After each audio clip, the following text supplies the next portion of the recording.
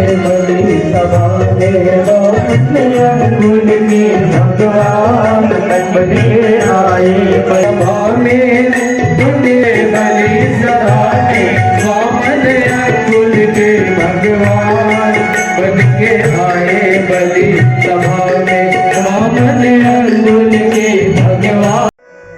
प्याज और लहसुन को आयुर्वेद के अंदर तो औषधि के रूप में प्रयोग करते हैं, लेकिन क्योंकि वो अमृतमयी था, लेकिन राक्षस के मुख में से होकर के जमीन पे गिरा था, इसलिए उसको स्वीकार नहीं किया जाता, इसलिए उसका भोग भगवान को नहीं लगता। इसलिए कहा जाता है कि ये तामसी है, राक्षस तामसी प्रवृत्ति के हैं, इसलिए उसके मुख से जो अमृत गिरा, इस वजह से ऐसा हुआ। हे ब्राह्मण देवता, हे भगवान, मैं आपके लिए क्या कर सकता हूँ? राजा दीजिए। राजा हंसने लगा।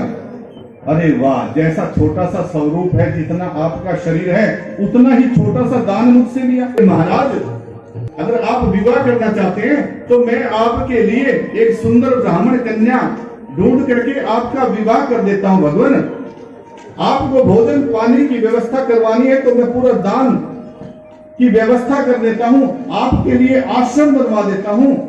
आप विद्यालय में पढ़ना चाहते हैं तो मैं विद्यालय में आपका व्यवस्था करवा देता हूँ। जो अच्छे संस्कार को पकड़ लेता है फिर उसे दर दर नहीं भटकना पड़ता है, दर दर नहीं भटकना पड़ता है। ऐसे उच्च विचारों से युक्त यहाँ पर आगमन हुआ है आदरणीय श्री मुकेश शर्मा जी का। आप पहलवान भी हैं और साथ ही साथ इनके विषय में जितना कहा जाए, कितने हुए हैं, कितनी संस्थाओं को सहयोग करते हैं और कितने जनों को आप लाभान्वित करते हैं, ये कहने से वर्णन से पार है, दूर है।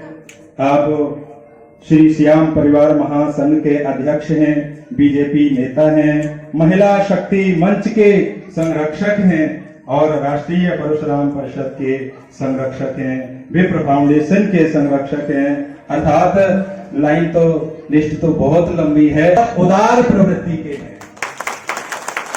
श्री मुकेश शर्मा जी, आप सब लोग भी तालियों से स्वागत करते हुए, तालियों की गड़गड़ाहट से आप अपनी भी संवेदनाएं अपने विभाग शर्मा जी के प्रति प्रकट करें। बहुत मन आह्लादित हो जाता है कि जब बार में जहां पर बोलते हैं हारे के सहारे की जय, उसी भाव के साथ आदरणीय श्री मुकेश शर्मा जी जो भी हारता हुआ दिखता है उसी की तरफ खड़े हो जाते हैं, अर्थात उसी को ही संबल प्रदान करने के लिए तैयार हो जाते हैं। सचमुच आपका बहुत बड़ा व्यक्तित्व है, इसमें बताने की आवश्यकता नहीं है। जैसा नाम है वैसे ही गुण है, वैसे ही कर्म है, वैसा ही व्यवहार है।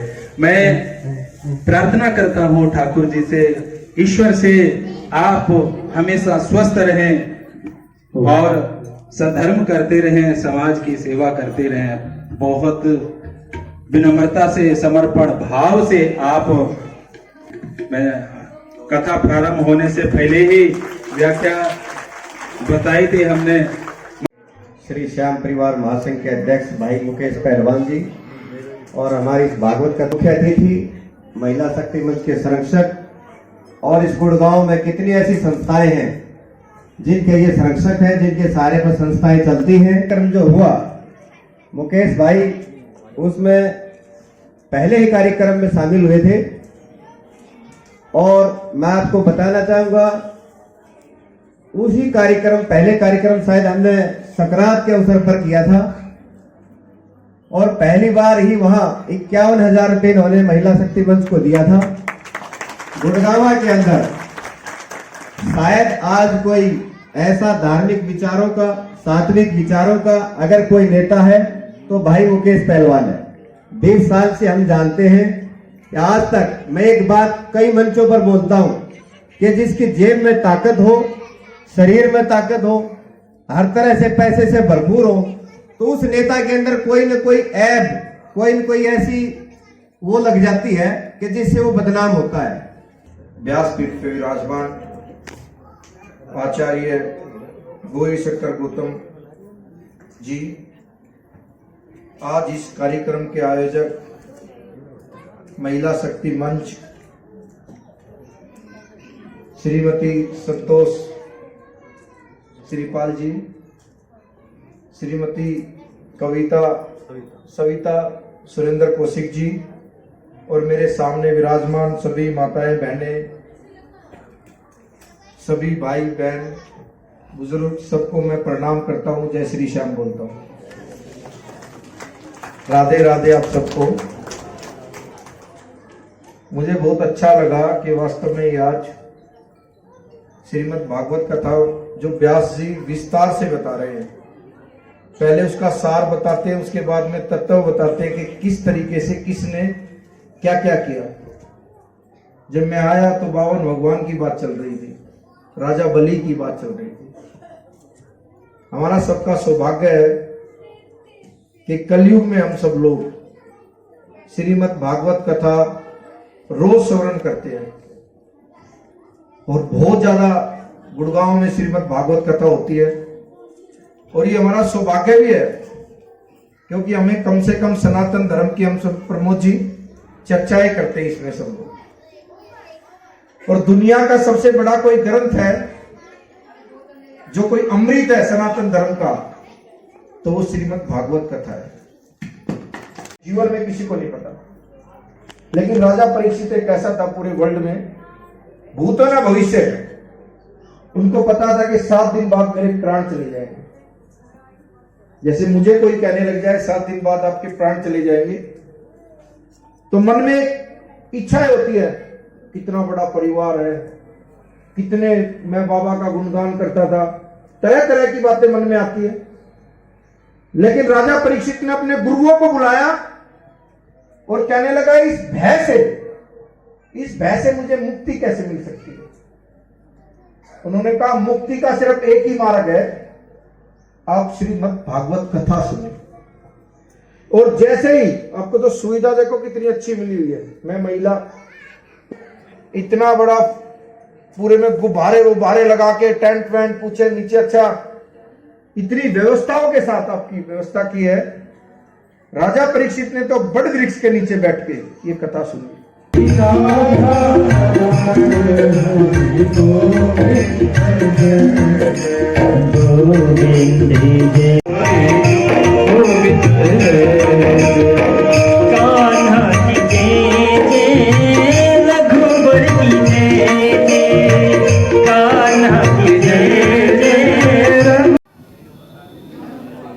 नमस्कार, मैं अरविंद चंदन और आप देख रहे हो उज्ज्वल इंडिया न्यूज़ लाइव। हमारे साथ में मौजूद हैं श्री मुकेश शर्मा जी पहलवान, जो कि श्रीमद् भागवत कथा का आयोजन आज चल रहा है, उसी बीच में आज मौजूद हुए। क्या कहना चाहेंगे आज का? श्रीमद् भागवत कथा हमारा एक बहुत बड़ा ग्रंथ है सनातन धर्म के लिए, और ये व्यास जी ने लिखी और उन्हीं के सपुत्र सुखदेव ऋषि जी ने ये भागवत फरमाई। हिंदू धर्म के राजा थे राजा परीक्षित, उनको ये पहली दफ़ा मुजफ्फरनगर में फरमाई। हम सब लोगों का सौभाग्य है कि कलयुग में हमें ऐसी कथाएं सुनने का सौभाग्य मिल रहा है, और बार बार कहीं ना कहीं मेरे गुड़गांव में किसी कॉलोनी में किसी सेक्टर में रोज़ श्रीमद् भागवत कथा रहती है। और जो भी कोई श्रीमद् भागवत कथा में आता है तो वो मन में एक शांति लेके जाता है।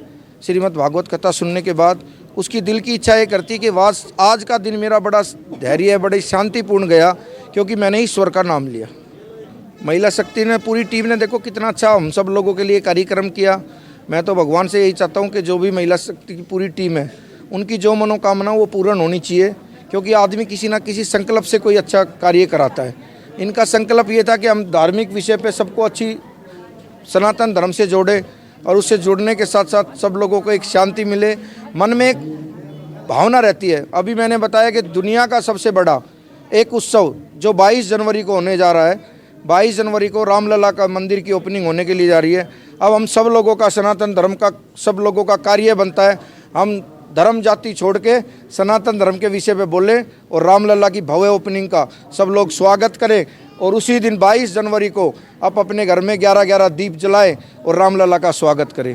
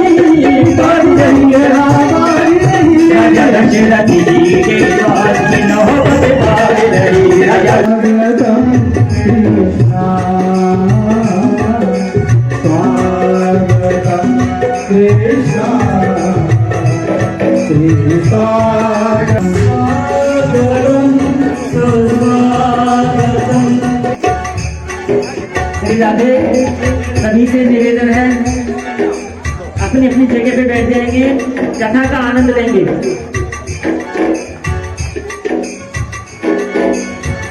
मथुरापुरी कृष्णा गोकुल में कृष्णा, मथुरापुरी कृष्णा गोकुल में कृष्णा, स्वागतम कृष्णा।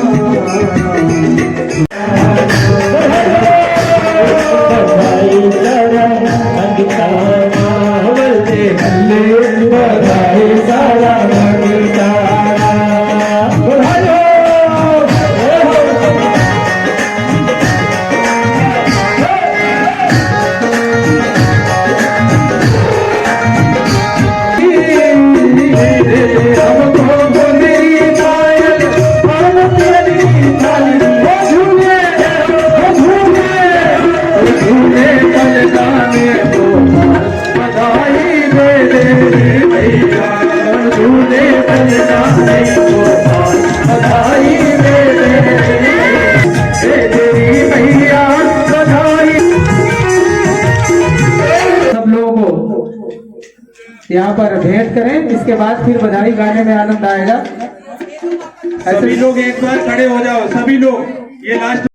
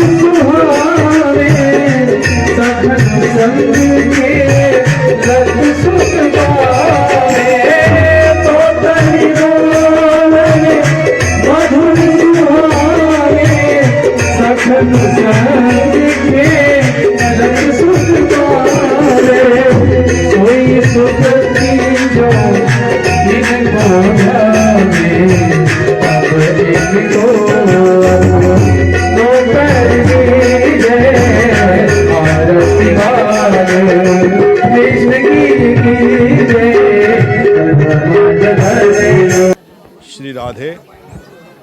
सबसे पहले आपके चैनल को मैं बहुत बहुत शुभकामनाएं देता हूं कि आज भगवान कृष्ण के प्राकट्य दिवस के अंदर, जन्मोत्सव के शुभ कार्य के अंदर आप लोग पधारें।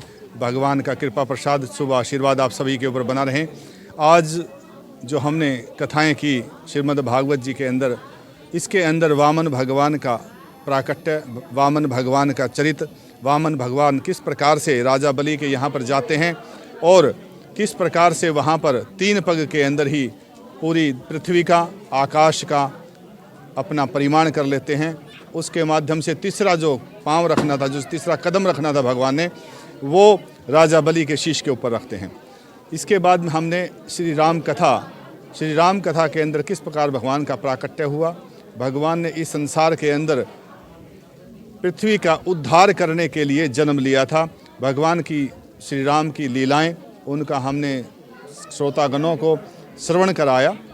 इसके बाद नंद नंदन भगवान आनंद कंद जो हैं श्री कृष्णचंद्र लाल का जन्मोत्सव बड़े शुभ के साथ में, बड़े हर्षोल्लास के साथ हमने मनाया। और आप सभी को भी भगवान के प्राकट्य दिवस का, जन्मोत्सव की बहुत बहुत शुभकामनाएं। भगवान ने जन्म लिया, हमारी सब महिला शक्ति मंच ने बहुत बहुत स्वागत किया और हम ऐसे ही जन्मदिन मनाते रहे। हमारे हर घर में कृष्ण जी खेलते रहे और हर माँ की गोद में कृष्ण जी खेलते रहे और हर आदमी को उसका उत्साह था और मनाने के लिए बहुत देर से हमारी बहनें बैठी थी। हम ऐसे ही महिला शक्ति मंच की तरफ से अपनी भागवत कराते रहे, अच्छे से मना। महिला शक्ति मंच से खूब नाची है और बहुत सारी हमने बधाइयाँ बांटी हैं। खूब बधाइयाँ बटी, खूब सबने बहुत आनंद पूर्वक, बहुत नाचे गाए, झूमे, डांडिया खेला, बहुत अच्छे से मनाया हमने उत्सव। कृष्ण जी के जन्मदिन से हमें ये शिक्षा मिलती है, कृष्ण भगवान जी ने गाय को और उन्होंने मतलब सबके लिए, सबको ही अपने मतलब जीव रूप में समझ करके उनके साथ, उनको मतलब प्यार से सबके साथ रखा। उनको उत्सव में खूब धूम मचाया, जिसमें चाचा जी ने बाबा का और चाची जी ने यशोदा माँ का जो है रोल किया था, जिसका सभी ने बहुत सारा आनंद उठाया और सबने खूब धूम मचाई। लोगों ने खूब बधाइयाँ दी और जोर जोर से तालियां बजाकर सबने इस मंच की शोभा को और ज़्यादा बढ़ा दिया। कृष्ण जन्मोत्सव की हार्दिक बधाई और बहुत अच्छे से हुआ है सब कुछ। ये जो धूमधाम से मनाया गया है ना, सब कुछ जो होता है भजन सब कुछ हुआ है। आपका धन्यवाद भगवत गीता में इस प्रोग्राम में आने का। मेरा नाम मोनिका है, महिला शक्ति मंच की मैं भी एक सदस्य हूँ यहाँ पे। और आज यहाँ पे भागवत कथा में कृष्ण जी का जन्म था। यहाँ पे आके सब ने बहुत आनंद लिया और मैंने भी बहुत आनंद लिया, नाचे कूदे, सब बधाइयाँ भी ली। यहाँ पे आके ऐसा लगा कि हम उसी टाइम पे पहुँच गए हैं जब कान्हा जी का जन्म हुआ था। बहुत अच्छा लगा मेरे को यहाँ पे आके और मैं अपनी युवा पीढ़ी को भी यही सजेस्ट करूँगी कि आप आओ, ऐसे सांस्कृतिक कार्यक्रम में जुड़ो और देखो कि अपना टाइम निकाल के आप इन सारी चीज़ों में आओ। आज के टाइम में सब लोग व्यस्त रहते हैं, लेकिन टाइम निकाल के ऐसी चीज़ों को टाइम देखना चाहिए। मैं भी महिला शक्ति मंच से हूँ, कोमल त्यागी हूँ। फर्स्ट टाइम मैंने ये भागवत में भाग लिया है, बट मुझे बहुत ही अच्छा लगा है। इतना आनंद आया कि मैंने अपने जीवन में कभी ऐसा नहीं देखा। बहुत ही अच्छा होया है। मैं उसकी आज माँ बनी हूँ। मैं रेखा शर्मा मेरा नाम है। मैं रोहिणी दिल्ली सेक्टर 22 से आई हूँ और मेरी ये बहन लगती है। महिला शक्ति संगठन में बहुत ज़्यादा काम करती है और बहुत अच्छा बढ़ावा मिल रहा है औरतों को। अरे भागवत कराइए, कितना अच्छा लग रहा है, बहुत बढ़िया। मेरी बहन को तो बहुत सारा आशीर्वाद, बहुत सारी बधाई हो, बहुत ही आगे तक बढ़े। भगवान बहुत सुंदर सुंदर कार्य कराती रहे, सनातन धर्म को आगे बढ़ाती है। जी बहुत बहुत धन्यवाद।